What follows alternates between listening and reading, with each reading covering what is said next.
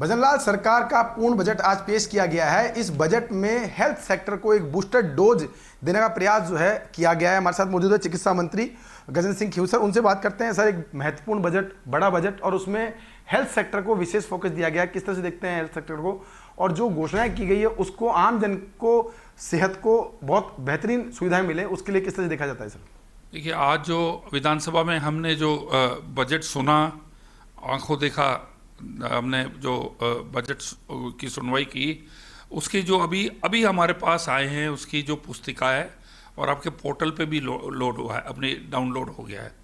मोटी चीज़ है कि देखिए, ये बहुत ही बड़ा विभाग है और बहुत ही इम्पोर्टेंट विभाग है, क्योंकि ये जो है एक आदमी की मृत्यु, जीवन और उसकी सेहत से डायरेक्टली कनेक्टेड है।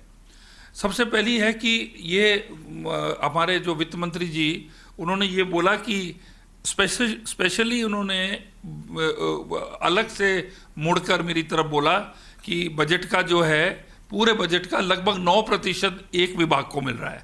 तो वो जो इसकी जो इम्पोर्टेंस विभाग की, वो इसी से अपने को समझ में आती है। इसके अंदर 3-4 चीज़ें हैं। एक तो जैसे अपन कह रहे थे, हमारी सरकार बोलती है कि युवा को नौकरी वगैरह, बहुत चीज़ें थे कि हमारे पास अभी हमारी पाइपलाइन में है जो अभी घोषणा नहीं कर सके। पाइपलाइन में क्या है कि जैसे अभी हमने फार्मासिस्ट, रेडियोलॉजिस्ट, आपके डॉक्टर्स, जिसके अंदर गायनी थे, पीडियाट्रिशियन, इन सब की हमने अभी लगभग 3000 भर्ती कर ली है हमने। ठीक है, अभी 40,000 जो भर्ती है, लगभग 38 से 40,000 भर्ती है, वो नवंबर तक हम कर लेंगे। मतलब कहने का ये मतलब है कि इतना बड़ा चैप्टर जो है एक भर्तियों का, युवाओं को नौकरी का, जब हम कहते हैं कि भाई युवा को फेवर करती है ये सरकार, तो ये मेरे विभाग में देख लीजिए आप कि लगभग 40-41,000 जो नौकरियां जो मिल रही हैं वो नवंबर तक मिलेगी। ये बहुत बड़ा है। बिल्कुल, आपने देखो नवाचार भी किया और भर्तियों को यथावत रखा है। लेकिन अगर आज बात करें बजट की, तो बजट में बहुत महत्वपूर्ण घोषणाएं की गई है। पहली घोषणा जो बात करें आयुष्मान योजना की, आयुष्मान योजना में पैकेज जोड़े गए हैं, जिसमें पीडियाट्रिक पैकेज हैं, और साथ में जो निजी अस्पताल थे उनसे जो विवाद चल रहा था इस बात को लेकर के कि उनकी वाइबिलिटी नहीं होती थी पैकेज को लेकर के, उसको लेकर के भी रेशनलाइजेशन करने की बात कही गई है पैकेज में। मैं 3 महीने से मेरी पूरी टीम को मैंने एक्टिव करके इनको 10-12 स्टेट्स भेजा है, इंडिया में जो बेस्ट स्टेट्स हैं हेल्थ में, उसके कई पॉइंट्स लाए हैं। और ये जो आपकी चिरंजीवी योजना जो है ना, वो एक दिखावटी योजना थी कि भाई 25 लाख का आप क्लेम ले सकते हो, जबकि खाली 2 लोगों ने 8 लाख लिए थे, 2-3 लोगों ने 5 लाख लिए थे। ये हमें इसको रखना है गरीबों की स्कीम, अमीरों की स्कीम नहीं है। इसके अंदर 4-5 हम चेंजेस ला रहे हैं, बड़े चेंजेस ला रहे हैं।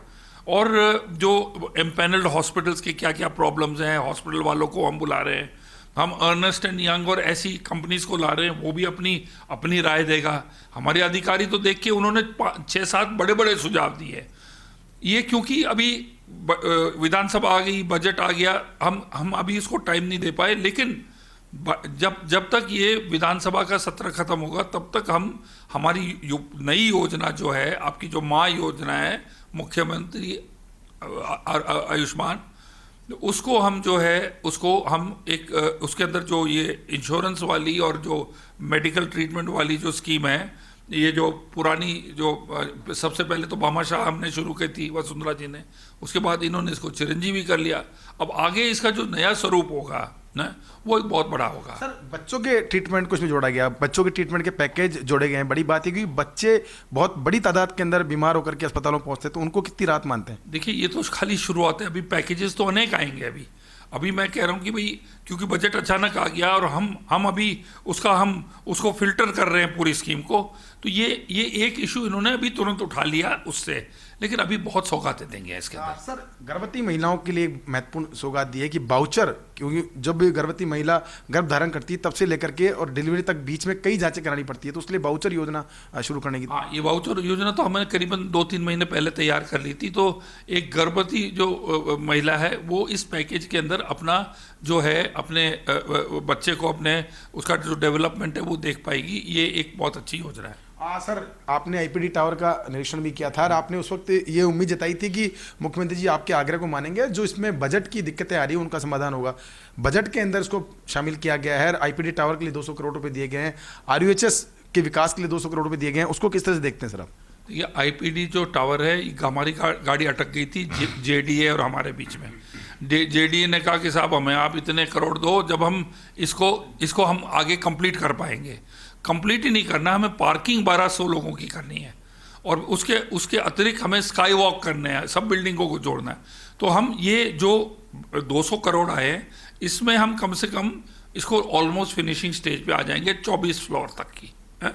आगे जो पार्किंग के पैसे हैं और जो आपके स्काई वॉक के पैसे हैं, उसके लिए हम मार्केट से लोन लेके आगे करेंगे। लेकिन धन्यवाद है मुख्यमंत्री जी को, वित्त मंत्री जी को, कि ये जो आईपीडी टावर जो 6 महीने से इसका कार्य बंद पड़ा हुआ था, ये वापस चालू होकर एक one of the best hospitals पूरे इंडिया में। मुख्यमंत्री जी ने दौरा किया आरयूएचएस अस्पताल का और उसके तत्काल बाद में 200 करोड़ की उनको बजट मिला है। आरयूएचएस के अंदर ट्रोमा सेंटर खोलने की बात जो घोषणा में की गई है। क्या मानते हैं जयपुर दक्षिण के जो लोग हैं उनके लिए कितनी बड़ी सौगात मानते हैं इसको? मैं आउट ऑफ द स्टेट था, सीएम साहब का मुझे फ़ोन आया, उन्होंने मुझे बोला कि भाई मैं आरयूएचएस जाके मैं निरीक्षण करके आया हूँ और आप प्लीज़ जाके इसका देखो कि ये पूरा ही फोकस जो हो रहा है एसएमएस में, इसको थोड़ा सा शिफ्ट करें, जो कि वाजिब है। एसएमएस अकेला इतना नहीं ले सकता है। तो इसके अंदर अब जो 200 करोड़ हमें मिला है, तो हमारी आशाएं बढ़ गई है। कम से कम एक प्लेटफॉर्म मिल गया है। हम कुछ जो है वहाँ पर भी ट्रीटमेंट स्पेशलाइज वहाँ पर भी हम शुरू कर देंगे, जिससे जो शेयर है बैलेंस आउट हो जाए। सर, आपका शुरुआत से पहले दिन से एक फोकस रहा है कि युवाओं को रोजगार दिया जाए और उसी थीम पर बड़ी घोषणा की गई है। 500 डॉक्टर और 4000 नर्सेज के पद, नए पद जो है वो सृजित किए गए हैं बजट के अंदर। क्या मानते हैं इससे कितने रोजगार के अवसर बढ़ेंगे और साथ में आपका चिकित्सा तंत्र कितना मजबूत हो पाएगा? आप तो बहुत छोटा फिगर बता रहे हो। हमारे नवंबर तक तो ये बजट की आज की घोषणा है सर। ये बजट के तो ये तो छोटा ट्रेलर है, मेन पिक्चर तो पीछे आ रही है। टोटल 40,000 भर्तियाँ जो हैं, उसके अलावा है सर ये नहीं, ये जो है 3,000 ये उसमें से है। उन 40,000 में से जो जिनको हम पोस्ट दे रहे हैं, ठीक है ना, जो ओके है हो गया है, उसको हम पोस्ट दे रहे हैं। तो बाकी के जो पाइपलाइन में है, जिनके सर्टिफिकेट्स वगैरह को हमें सत्यापन करना है वगैरह, उसकी वजह से फंसे हुए, और कुछ भी नहीं। ये हम नवंबर तक ले लेंगे। अब आप देखो 40,000 की वर्क फोर्स हमारे पास नवंबर तक आ जाएगी। एक युवाओं का जो मन है, बच्चे आते थे मेरे पास, सब हम भीख नहीं मांग रहे हैं, हम इज्जत चाहते हैं, नौकरी चाहते हैं। मम्मी पापा ने अपनी ज़मीन बेच दी, अपनी ज्वेलरी बेच के हमें पढ़ाया लिखाया। मुझे बहुत दुख लगता था और मुझे बहुत खुशी है कि हमारी सरकार जो है ये 40,000 युवाओं को उनको नौकरी दे। मेरा अंतिम सवाल है, राजस्थान सरकार ने विकसित राजस्थान का एक संकल्प दिखाया है इस बजट के अंदर और शॉर्ट टर्म और लॉन्ग टर्म दोनों तरह की प्लानिंग करते हुए इस बजट को पेश किया है।